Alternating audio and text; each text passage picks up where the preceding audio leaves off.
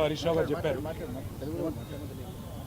దాదాపుగా నీళ్లు నిధులు నియామకాల పేరిట దాదాపు 60 సంవత్సరాల తెలంగాణ పోరాటానికి అర్థవంతమైన ముగింపు తెలంగాణ రాష్ట్ర ఏర్పాటు రూపంలో కలిసొచ్చే కాలానికి నడిసొచ్చే కొడుకొస్తాడన్నట్టు కేసీఆర్ గారి రూపంలో తెలంగాణ ప్రజలకు దొరికిన ఆ అవకాశాన్ని జారవిడ్చుకోవద్దని పూర్తి స్థాయిలో సద్వినియోగం చేసుకోవాలని చెప్పి 10 ఏళ్ల పాటు నీళ్లు ప్రతి నీటి బొట్టును వడిసిపట్టి గోదావరిలో కృష్ణలో మన బీళ్లకు మళ్లించాలనే బృహత్ సంకల్పంతో పెద్దలు కేసీఆర్ గారు అదేవిధంగా ఇరిగేషన్ శాఖ మంత్రిగా హరీష్ రావు గారు అహరహం పనిచేసి ప్రపంచంలోనే అతిపెద్దదైన లిఫ్ట్ ఇరిగేషన్ ప్రాజెక్టు కాళేశ్వరాన్ని నిర్మాణం చేసిన విషయం మీకు తెలుసు. ఇవాళ కాళేశ్వరాన్ని బదనాం చేస్తే కేసీఆర్ గారిని బీఆర్ఎస్ని బదనాం చేయాలనే ఒక ఆలోచన, ఒక కుత్సితమైన కుట్ర తప్ప ఆ రిపోర్ట్లో ఏది కూడా లేదు. వాస్తవానికి ప్రజల ముందు అన్నీ కూడా ఉన్నాయి. 50 ఏళ్లలో కాంగ్రెస్ ఏం చేసింది సాగునీటి రంగంలో, 10 ఏళ్లలో టీఆర్ఎస్ ఏం చేసింది రైతుల అనుభవంలో ఉంది, ప్రజల అనుభవంలో ఉంది అనే విషయాలు కూడా పెద్దలు హరీష్ రావు గారు చాలా వివరంగా చెప్పారు. నేను దాని జోలికి పోను. కానీ ఒకటి మాత్రం పక్కా, ఈరోజు ఇక్కడ ఈ కాంగ్రెస్ ప్రభుత్వం ఏ రిపోర్ట్ అయితే పెట్టిందో అది ఘోష్ రిపోర్ట్ కాదు, ట్రాష్ రిపోర్ట్. అట్లాగే మరి మేము అందుకే ఈరోజు చెత్తబుట్టలో వేయడానికి తప్ప ఆ రిపోర్ట్ దేనికి పనికిరాదన్న ఉద్దేశంతో, ఎందుకంటే కనీసం మా వాదన వినకుండా, కనీసం క్రాస్ ఎగ్జామినేషన్ చేయకుండా, కమిషన్ ఆఫ్ ఎంక్వైరీస్ యాక్ట్ ఏదైతే ఉందో దానికి తూట్లు పొడుస్తూ, దాని చట్టాన్ని ఉల్లంఘిస్తూ ఈ కమిషన్ ఏదైతే నివేదిక ఇచ్చిందో ఆల్రెడీ మేము న్యాయ పోరాటం చేస్తున్నాము. ఆ పోరాటం కొనసాగుతుంది. రాజకీయంగా ఏం చేయాలి అనేది పార్టీ పరంగా కూర్చొని, ఎందుకంటే ఇది ఒక కుట్ర, కేసీఆర్ గారిని బదనాం చేసే కుట్ర, తెలంగాణను దేశవ్యాప్తంగా బదనాం చేసే కుట్ర తప్ప ఇందులో ఏమి కూడా లేదు. నిజం ఎప్పటికైనా నిలకడ మీద తేలుతుంది. ఇవాళ నీళ్ళు ఇచ్చినందుకు కేసీఆర్ గారిని ఇవాళ దోషిగా నిలబెట్టే ప్రయత్నం, ఏదో ఒక చిన్న చిల్లర మల్లర ప్రయత్నం కాంగ్రెస్ పార్టీ చేస్తూ ఉంది. హరీష్ రావు గారు చాలా స్పష్టంగా చెప్పినారు. మొత్తం జరిగిన ఖర్చు 94,000 కోట్ల రూపాయలు అయితే కాళేశ్వరం మీద, అందులో మేడిగడ్డ బ్యారేజీకి 4,000 కోట్లు ఖర్చు అయితే బ్లాక్ 7 ఏదైతే ఉన్నదో దానికి మళ్ళీ తిరిగి రిపేర్ చేయాలంటే పట్టే ఖర్చు 300 నుంచి 350 కోట్లు తప్ప ఎక్కువ కాదు. ఆ 300-350 కోట్లు కూడా L&T అనే సంస్థ ఏజెన్సీ ఏదైతే ఉందో వాళ్ళు మేమే ఖర్చు పెడతాం, ప్రజల మీద రూపాయి కూడా పడదు అని చెప్తుంటే ఈ ప్రభుత్వం 1,00,000 కోట్ల కుంభకోణం, 2 లక్షల కోట్ల కుంభకోణం, ఈ నోటికి ఎంత వస్తే అంత అబద్ధాలు చెప్తా ఉన్నారు. చివరికి రేవంత్ రెడ్డి గారి సొంత మామగారు పద్మారెడ్డి గారు చెప్పినారు, ఆయనకు పిల్లనిచ్చిన మామ, 94,000 కోట్లు ఖర్చు అయితే అంత పెద్ద ప్రాజెక్టు కళ్ళెదురుగా కనబడుతుంటే, 15 రిజర్వాయర్లు కనబడుతుంటే, 19 సబ్స్టేషన్లు కనబడుతుంటే, 21 పంప్ హౌజులు కనబడుతుంటే, 100 కిలోమీటర్ల గ్రావిటీ కెనాల్స్, 1000 కిలోమీటర్ల ప్రవాహ కాలువలు కనబడుతుంటే, పరవళ్లు దుంకుతుంటే గోదావరి, 94,000 కోట్ల ఖర్చు అయితే 1,00,000 కోట్ల కుంభకోణం ఎట్లయితుందని చెప్పి స్వయాన పిల్లనిచ్చిన మామ చెప్తే కూడా రేవంత్ రెడ్డి గారు వారిని కూడా అవమానించే విధంగా ఇవాళ శాసనసభను, రాష్ట్ర ప్రజల్ని తప్పుదోవ పట్టించే విధంగా వ్యవహారం చేస్తూ ఉన్నారు. న్యాయ పోరాటం ఒకవైపు చేస్తాం, ప్రజాక్షేత్రంలో కూడా తప్పకుండా ఎండగడతాం. మేము ఆ పార్టీ నాయకత్వానికి కూడా రేపు ఎల్లుండి ప్లాన్ చేసుకొని మేము కూడా ప్రోగ్రామ్ డిజైన్ చేసుకుంటాం. పార్టీగా కూర్చుని ఏ రకంగా మరి ఈ కాంగ్రెస్ కుట్రలకు తిరుగులేని సమాధానం చెప్పాలి మా పార్టీలో ఆలోచించి నిర్ణయం తీసుకుంటాం. ఇవాళ మా గొంతు నొక్కి స్పీకర్ గారు మాకు అవకాశం ఇవ్వకుండా ఒక్క సభ్యుడు మాట్లాడుతుంటే ముఖ్యమంత్రితో సహా 10 మంది మంత్రులు 33 సార్లు ఇంటరప్ట్ చేసినారు.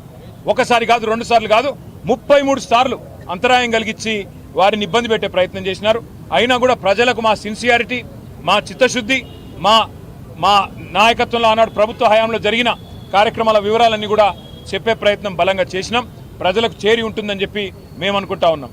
అయితే అవసరమైతే జిల్లాల వారీగా, నియోజకవర్గాల వారీగా సదస్సులు పెట్టి కాళేశ్వరం విషయంలో జరుగుతున్న కుట్రను, కాళేశ్వరాన్ని కూలగొట్టాలి, అవసరమైతే కిందికి బనకచెర్లకు నీళ్లు పంపించడానికి, చంద్రబాబు గారికి వత్తాసు పలకడానికి, కిందికి బనకచెర్లకు నీళ్లు పంపడానికి, మేడిగడ్డను అవసరమైతే ఆ రోజుల్లో ఏదో చేసినట్టుగానే మళ్ళీ ఏదన్నా చేయాలనే కుట్ర ఏదైతే ఉన్నదో కాళేశ్వరాన్ని కాపాడుకోవడానికి అవసరమైతే తిరిగి ఒక ఉద్యమం చేయడానికి కూడా బీఆర్ఎస్ పార్టీ వెనుకకి పోదు.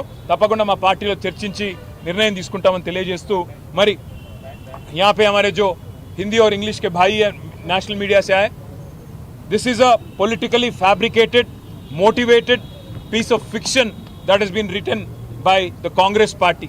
I don't believe an honorable judge like Shri P.C. Ghosh would have given this report at all. We believe this is fabricated. This is absolutely political fiction and nothing else. Today, the state of Telangana, which is built under the leadership of Sri KCR, the world's largest lift irrigation project. आज कांग्रेस को बस एक ही शौक है, किसी भी हाल में केसीआर साहब को बदनाम करना है, केसीआर जी को बदनाम करना है और बीआरएस पार्टी को बदनाम करना है। इसलिए एक साजिश जो रचा है इन्होंने कमीशन के नाम पे, कमीशन के रिपोर्ट के नाम पे, ऑलरेडी हमारा लीगल बैटल चल रहा है। पॉलिटिकली भी कैसे कालेश्वरम को बचाना है, कैसे मेडीगड्ढा को बचाना है कांग्रेस के हाथों से, इसका एक हमारा पार्टी में बैठ के हम लोग तय करेंगे, फैसला लेंगे। और उम्मीद है जो चीज़ आज हरीश राव जी ने असेंबली में बताया हर किसी के पास पहुंचा होगा। उम्मीद करते हैं कि जो नाइंसाफी हुआ तेलंगाना के साथ पिछले 55 सालों में, जिसको करेक्ट करने की कोशिश, हमारे किसान भाइयों को पानी देने की कोशिश जो केसीआर जी ने और हमारी गवर्नमेंट ने किया, उसका पूरा का पूरा फल हमारे किसान भाई आज एंजॉय कर रहे हैं। इसलिए उम्मीद करते हैं हर किसी को आज समझ आ गया होगा कांग्रेस का साजिश और बीजेपी का भी उसमें भागीदारी। मैं एक चीज पूछना चाहता हूं, हरीश राव जी ने पूछा असेंबली में, एनडीएसए जब एसएलबीसी का टनल कोलैप्स हो जाता है, 8 लोग मर जाते हैं, कोई एनडीएसए नहीं आता। सुंकीशाला जब पूरी तरह से वहां पे उसका कोलैप्स हो जाता है, वहां पे कोई एनडीएसए नहीं जाता। एक पोलावरम प्रोजेक्ट है जिसको आज सेंट्रल वाटर कमीशन बना रही है, 10 बार उसमें एक्सीडेंट हुआ, 7,000 करोड़ का नुकसान हुआ, वहां पे कभी एनडीएसए नहीं जाता। साथ ही साथ वट्टेम का पंप हाउस डूब गया यहाँ पे कांग्रेस आने के बाद, वहां कोई नहीं जाता। 8 लोग मरने के बाद भी एसएलबीसी टनल में कोई कार्रवाई नहीं होती, कोई जांच नहीं होती, कोई एनडीएसए रिपोर्ट नहीं जाता। इसीलिए कांग्रेस और बीजेपी दोनों मिलके आज एक साजिश रचा रहे हैं, आज एक कोशिश कर रहे हैं कि किसी भी तरह तेलंगाना की एकलौती आवाज जो है केसीआर, उनको दबाने की, गला दबाने की कोशिश कर रहे हैं। उम्मीद करते हैं हमारे भाई तेलंगाना की एकलौती आवाज जो है हमारे किसान भाई और हमारे तेलंगाना के भाई और बहन, हमको जरूर उन पे भरोसा है कि किसी भी साजिश और किसी भी कोशिश का मुंह तोड़ जवाब तेलंगाना की जनता देगी। The only request I have to the media as well, please question the Congress government, why was there no inquiry, why was there no commission on SLBC tunnel collapse where 8 people have died and still dead bodies have not been found out, dug up? Why was there no commission when Wattem pump house was submerged and hundreds of crores of public money was wasted? Why was there no commission when the retaining wall in Sunkishala had collapsed?